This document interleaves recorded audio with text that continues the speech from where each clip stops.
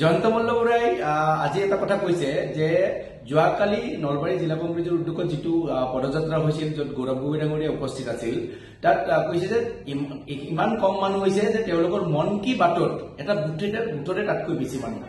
আচলতে জয়ন্ত মল্ল বৰাই কালি অলপ হতাশ হৈছে, কিয়নো যেতিয়া গৌৰৱ গগৈ ডাঙৰীয়াৰ যেতিয়া পদযাত্ৰা কৰিছিল তেখেতৰ লগত যেতিয়া হাজাৰ হাজাৰ লোক স্বতঃস্ফূৰ্তভাৱে আহি মানে পদযাত্ৰাত মানে অংশগ্ৰহণ কৰিছিল তাকে দেখি তেখেত হতাশ হৈছে। হঠাৎ কিয় নহব, গৌৰৱ গগৈ ডাঙৰীয়াই যেতিয়া খোজকাঢ়ি গৈ আছিলে মিলন হাইস্কুললৈকে তেতিয়া নলবাৰী চহৰৰ প্ৰায় প্ৰতি ঘৰৰ মানুহে যেতিয়া ৰাস্তালৈ ওলাই আহি গৌৰৱ গগৈ ডাঙৰীয়াক যেতিয়া অভিবাদন জনাইছিলে, সমৰ্থন জনাইছিলে হাঁহি হাঁহি, এইবিলাকতো তেওঁলোকে দেখিছে আৰু দেখি তেওঁলোক আচলতে জয়ন্ত মল্ল বৰাই অলপ হতাশ হৈছে, কিয়নো তেওঁ এটা কথা জানে যে নলবাৰীবাসীয়ে ইতিমধ্যে জয়ন্ত মল্ল বৰাক নিজৰ মনৰ পৰা উলিয়াই দিছে। তেখেতৰ লগতে আৰু এটা কথা কৈছে, তেখেতে কৈছে গৌৰৱ গগৈ ডাঙৰীয়া বাহিৰত আছিলে, তেওঁৰ আত্মিক সম্পৰ্ক মানে নলবাৰীৰ লগত নাই, মই অসমৰ লগত নাই। মই যদি সুধিব বিচাৰো জয়ন্ত মল্ল বৰাক, আপোনাৰ নলবাৰীৰ লগত কি সম্পৰ্ক আছে? আপুনি ভালকে নলবেইৰা ঠাচত কথা ক'ব পাৰে? আপুনি ক'ব পাৰে নেকি? আপোনাৰ জন্ম ক'ত আছিলে? আপুনি ডাঙৰ দীঘল ক'ত হৈছিলে? আপোনাৰতো কোনোদিন নলবাৰীততো ঠিকনা নাছিলে, নলবাৰী সমষ্টিত কৰবাত ঠিকনা আছিলে নেকি? ক'তো নাছিলে। টিহুত যেতিয়া আপোনালোকৰ ঘৰ তাৰ পৰা কেনেকে কি আহিব লাগে এইবিলাক কথা নকওঁ, কাৰণ এইবিলাক ক'ব গ'লে বহুত ডাঙৰ কাহিনী সকলোৱে জানে।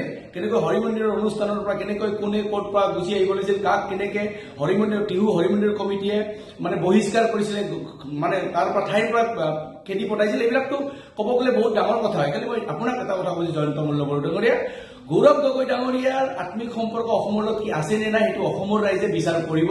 কিন্তু গৌৰৱ গগৈ ডাঙৰীয়াই কিন্তু কোনো গৰু চোৰ কৰিব যোৱা নাছিলে। গৌৰৱ গগৈ ডাঙৰীয়াই কিন্তু বন্দাজনৰ মাটি দখল কৰি তেওঁ ক'তো ঘৰ বনোৱা নাই, কোনো চৰকাৰী ভূমি দখল কৰি মানে আপোনালোকৰ দৰে কিন্তু ক'তো ঘৰ বনোৱা নাই। গৌৰৱ গগৈ ডাঙৰীয়াই কিন্তু পত্নী উঠাই আমাৰ হৰি মন্দিৰৰ ৰাস মহোৎসৱৰ যিটো মূল শোভাযাত্ৰা, এই মূল শোভাযাত্ৰাৰ যি পবিত্ৰতাটো নষ্ট কৰা নাই, মানে গৌৰৱ গগৈয়ে নিজৰ পত্নী উঠাই, আপুনি উঠাইছে। আপোনাৰ পত্নীৰ নলবাৰীৰ সমাজ জীৱনত কোনো অৰিহণা নাই। তাৰ পিছতো আপুনি পবিত্ৰ হৰি মন্দিৰৰ যিটো ৰাস মহোৎসৱৰ পবিত্ৰ শোভাযাত্ৰাৰ পবিত্ৰতা নষ্ট কৰিছিলে আপুনি আপোনাৰ পত্নীক উঠাই। গতিকে সেইবিলাক নলবাৰীৰ ৰাইজে দেখিছে। গতিকে আপুনি নলবাৰীৰ শ্ৰী শ্ৰী হৰি মন্দিৰৰ যিটো মানে ঐতিহ্য গৰিমাত কালিমা আনিছে সেইবিলাকৰ ৰাইজে দেখিছে। গতিকে আপুনি গৌৰৱ গগৈ ডাঙৰীয়াৰ অসমীয়াৰ লগত কিমান সংপৃক্ত বা কিমান আত্মিক সম্পৰ্ক আছে সেয়া অসমৰ ৰাইজে জোৰাৰ পাখি ইতিমধ্যে দেখাই দিছে, অসমৰ ৰাইজে মৰমেৰে দেখাই দিছে। কিন্তু আপুনি নলবেইৰা গাছত এটা কথা কওকচোন ভালকে যদি পাৰে, মুখ বেকা কৰি আপুনি কাৰোবাক হয়তো ইনচাল্ট কৰিব পাৰে, কিন্তু আপুনিও নলবেইৰা ঠাচত ক'ব নোৱাৰে, কাৰণ আপোনাৰো নলবাৰীৰ লগত আত্মিক সম্পৰ্ক নাই।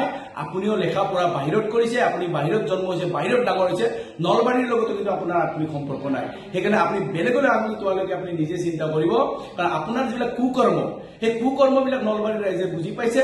নলবাৰীবাসী ৰাইজে ইতিমধ্যে সিদ্ধান্ত লৈছে, এই 26ৰ নিৰ্বাচনত যে আপোনাক পুলি পখাই উভালি যে আপোনাক যে নলবাৰীৰ পৰা বিদায় দিব সেয়া নিশ্চিত হৈছে। সেইকাৰণে আপুনি যে হতাশ হৈছে আপোনাৰ কথাৰ পৰা স্পষ্টকৈ উমান পোৱা গৈছে।